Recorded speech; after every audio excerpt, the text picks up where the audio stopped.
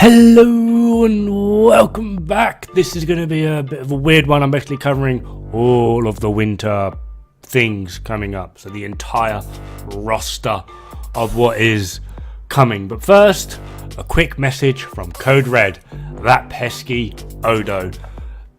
This quest event thing for the Dante armor and the Dante charge blade, which they've called Dante's Devil Sword, it's quite clearly Rebellion, and then when you put it into Axe form, it transforms into Alistair, which I think is a really fucking cool mechanic, but you should have just called it, I don't know, Rebellion? Dante's Sword, or just, I don't even know, just why would they even call it that? And I really, really wish the Dante armor was a layered armor as well, because it looks so cool, but not all of the skills are really required in the way the game pushes you towards a mixed set. You end up looking a bit friggin' dodgy, to be honest. So yeah, the quest itself is an absolute doddle. It really is. I mean, I've soloed it in about 10 minutes. This is what this video is, by the way. I do it in like 10 minutes 50 something, so literally just under 11 minutes, and it's really easy. I pretty much spend more time waiting for the next monster than I do actually fighting them, or at least it feels like it, because Jesus Christ, it's a bit boring sometimes when you're trying to wait for them. Anyway, the only problem I typically had, and I think it's just because I like to use Charge Blade, the Odegaran, it jumps around a lot and has a lot of this weird funny moments, so when you're actually trying to get a super amped elemental discharge on its face, it kind of like either just pokes you and you go for a flying lesson or start bleeding, and then or you just miss completely, which is really annoying. So what can we expect in the future? Well, as I've already stated, Cove Taroth, or Banquet in the Earth and Hell quest, is going to be sticking around until the 22nd. Code Red is going to be hanging around until the 29th. We currently have Chew the Fat, Yaku with that, Greeting the Gluttons, and Rolling with the Uragan, I believe, in play, as well as there is also Tracking the Delivery, just so you can get a few more of your 9-star tempered Elder Dragon investigations, which is quite handy. And you've also got a nose for an eye, which gives you double HR points for those people looking to climb the HR ranks. They are going to be in play from the 22nd. By the way, this is EU time zone, by the way. People going 21st, actually. You're in American time zone. I'm in the EU. I do it from where I live. Thank you very much. So from the 23rd then, we are going to have, well, Code Red still in play, that's not going anywhere until the 29th, but we're going to have Fleshed Cleave to Bone, Kirin the Myth, Wicked Wildspire Warfare, Effluvial Opera, and Snow and Cherry Blossoms. Nothing too particularly interesting. By that point as well, Cove Taroth would have gone away, so it's going to be like a nice little break, to be honest, because well, Lunastra's in play. We're getting Lunastra, so it's going to be lovely. I can't wait. A lot of people are crying about that already because they've seen like people from the PlayStation and the Xbox communities going, "Oh, she's really hard." She's not hard. Okay, flash pods, crystal burst, guard up if you've got a shield, or just heat guard, Levisioth armor. It pretty much negates her, and the moment she decides to jump in the air, crystal burst her face, and she either has a mental moment and starts going flamethrower instead, rather than doing her silly supernova thing, or flash her and just drop her again. Lunastra is not a hard monster, honestly. She's not. She's a little bit more aggressive than Teostra. Her initial impact of her damage is a bit less. She has higher range and she's got a really irritating DOT. But once you're able to manage the DOT, she is a piece of cake. Honestly, people are annoying me again. "Oh, she's really hot." No, she's not. Anyway, from the 30th, that is when the winter event comes back in. So, Banquet in the Earth and Hell is returning. Now, I do not know whether this would count as her second time around or whether it's just because it's the winter event, so she's just getting lumbered back in. I do not know whether that lumbered back in would come with those weapons that we didn't get on the first time around.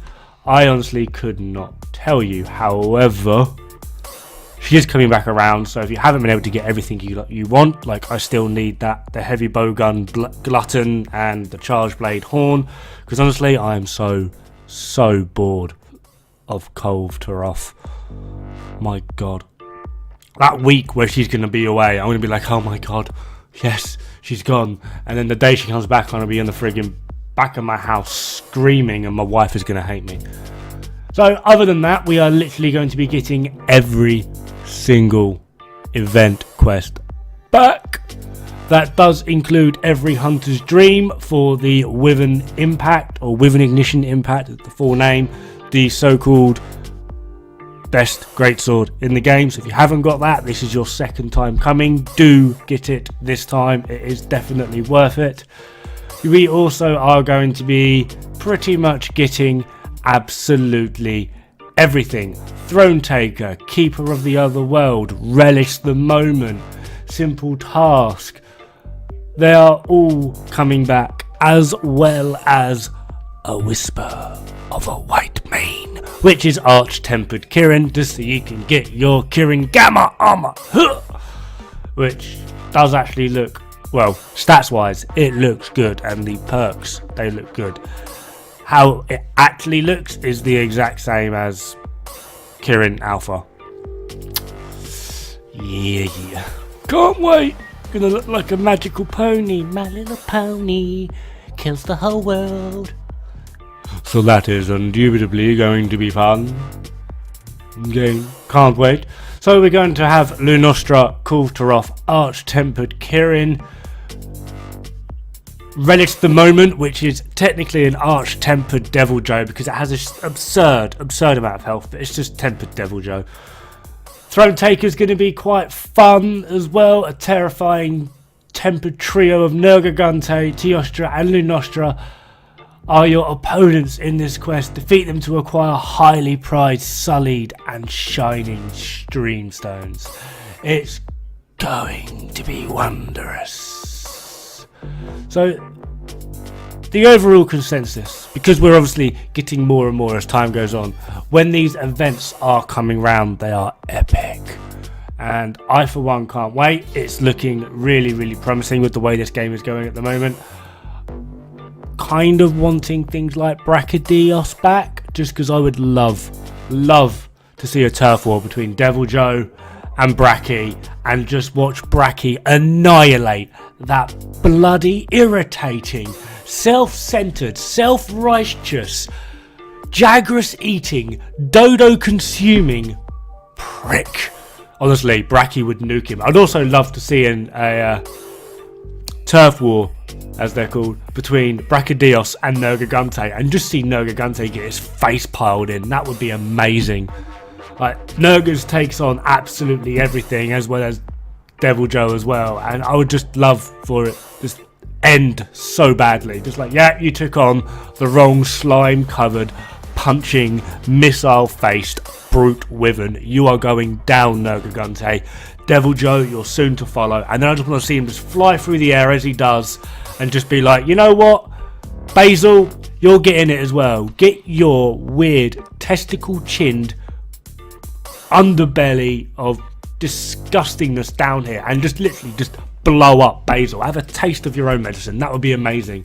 And then you just get a Lachon come in and just screw over the whole ecosystem. That would be absolutely lovely. But they have actually confirmed quite a few different monsters that they are intending to bring back in. It's weird to say they've confirmed it and then intending, but basically there's like this weird mesh model that they have to keep in line with, and some don't keep in line, you know, but we are expecting things like Elatrion. I would love the Lamador back. They've already like teased him as well in the Rotten Vale. I would love for him to come back. It looks absolutely amazing. But yes, anyway, back onto point. Event looking pretty good. I actually just cannot wait till the 30th of November now. because like after that I've like 6 more days, and I get like 3 weeks holiday, so I want to be like glued to the PC, just grinding and gaming and being, oh my god, Monster Hunter is so awesome. I don't know what to do with myself. Probably just like comatose myself and just hide in a bin with a bottle of whiskey and my keyboard and mouse. I don't know why I'd be hiding in a bin. I have no idea what's going on in my life right now. But yes, new events coming out. Cove is hanging around till the 22nd. From there, we're getting a little bit of a break from the good, shiny things. And then a week after that, from the 30th of November, the winter event, and everything is back. Minus Code Red, because we've literally just had it. That is literally ending the day before the winter event. So, should be pretty darn good. Anyway, that is me. Thank you very much for watching. Hope you haven't minded my ramblings too much. I've gone off on a bit of a tangent on this one, but screw it. It's my video. I'll do what I want. Hopefully you didn't mind this little run through as well. I actually thought it was a pretty good time for like my first try. Anyway, have fun, don't die. It's bad for the health.